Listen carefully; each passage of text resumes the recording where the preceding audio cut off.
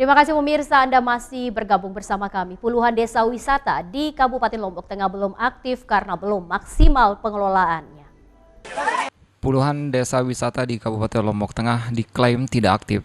Dari data Dinas Pariwisata Lombok Tengah, dari jumlah 61 desa wisata yang sudah diresmikan, kurang dari 50% yang masih bergerak.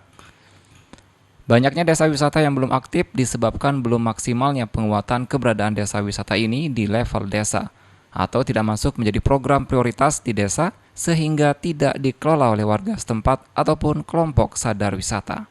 Kita masih 61 yang SK-kan oleh Pak Bupati, tapi yang bergerak kan tidak semuanya. Harapan kita yang sudah di SK-kan maupun yang belum bekerja bersama untuk saling menguatkan di desa kita. Karena semua desa di Lombok Tengah ini memiliki ciri, memiliki potensi, dan memiliki kesempatan yang sama untuk menguatkan dan mensuplai potensi desanya.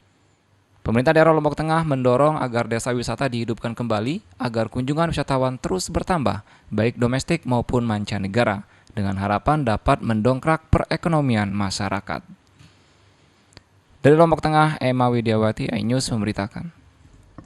Kita beralih ke informasi lain, pemirsa. Pengunjung museum Nusa Tenggara Barat di akhir pekan meningkat hingga 75%.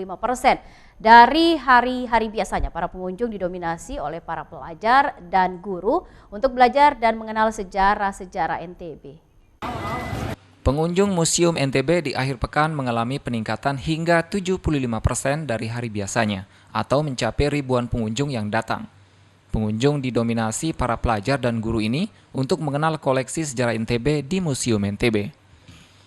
Kepala Museum NTB Bunyamin menjelaskan pengunjung Museum NTB mengalami peningkatan dari hari biasanya. Sebelumnya kunjungan selama tahun 2021 berjumlah 16.000 kunjungan. Namun bulan ini saja sudah melebihi tahun kemarin, yakni 17.000 kunjungan. Dari pagi ini ramai sekali pengunjung ini, banyak sekali, alhamdulillah. Sekarang sudah kondisi sudah agak membaik sehingga kunjungan sudah semakin meningkat. Kemarin kunjungan tahun kemarin 16.000 satu tahun. Sekarang di bulan ini aja sudah 17.000 sampai bulan ini. Jadi bisa berapa ratus persen lah naik ya, alhamdulillah untuk pengunjung. Paling banyak anak pelajar ya. Pelajar itu bisa 90% pelajar. Yang lainnya wisatawan ya, wisatawan lokal maupun mancanegara. Para pengunjung mengaku merasa senang datang ke museum untuk belajar dan mengenal serta mempelajari sejarah NTB. Koleksinya itu bagus sih, apalagi kan mengenai sejarah-sejarahnya Lombok dan sebagainya gitu. Jadi kita sebagai anak modern gitu kan, jadinya kita lebih tahu apa yang terjadi pada zaman dulu, apa yang dikenakan gitu. Menurut saya sih cukup lengkap ya, mungkin sebagian aja mungkin yang masih kurang, tapi menurut saya ini udah bagus.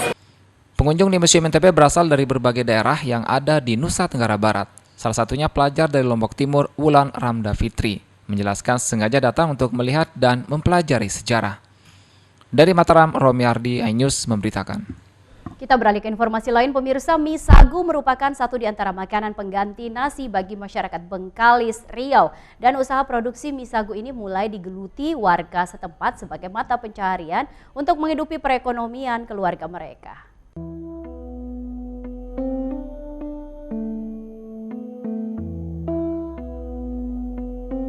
Sagu merupakan salah satu makanan pokok yang bergizi tinggi dan paling sehat sebagai pengganti nasi. Mie sagu adalah salah satu makanan olahan sagu yang paling digemari dan menjadi gantungan hidup Rahmat. Untuk membuat mie sagu, Rahmat membutuhkan bahan baku sagu basah yang ia beli langsung dari kilang. Dari kilang, pertama kita milih kualitas yang bagus. Karena tidak semuanya bahan sagu tadi itu bisa buat mie ya. Kita pilih kualitasnya. Kemudian setelah diantar sampai di rumah itu segera kami masukkan dalam plastik. Jadi masukkan plastik ini tujuan kami adalah tidak mudah masuk angin. Nah setelah dimasukkan plastik, kemudian kita nunggu masa panasnya. Kita jemur, pengeringan manual seperti ini. Jadi yang paling bagus itu adalah pengeringan hari ini, kering, nah itu buat mie bagus itu.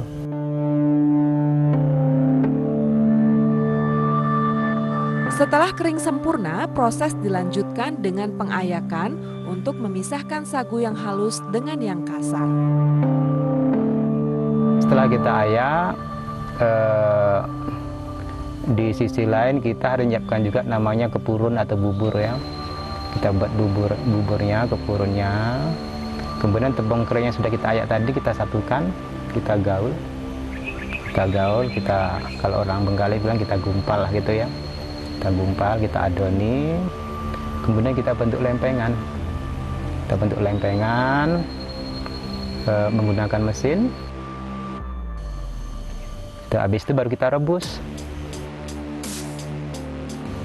Nah, setelah kita rebus, baru kita ampai atau kita keringkan lah ya, keringkan dengan ruangan tertutup. Dia tidak boleh terlalu keras dan tidak boleh juga terlalu lembek. Proses penjemuran berlangsung semalam, lalu diperam sehari agar kering merata.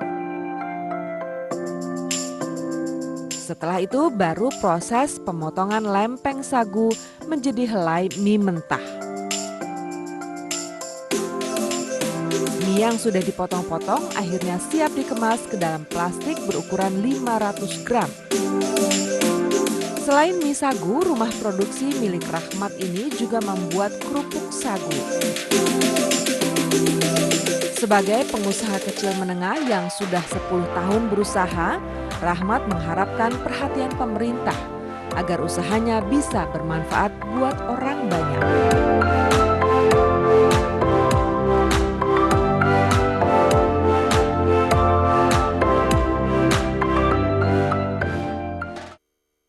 Pemirsa, informasi tadi sekaligus menutup perjumpaan kita di iNews NTB edisi hari ini. Saya Rida Patiroy mewakili kru yang bertugas. Pamit undur diri, terima kasih atas kebersamaan Anda. Wassalamualaikum warahmatullahi wabarakatuh. Tetap jaga kesehatan, patuhi protokol COVID-19 dan sampai jumpa.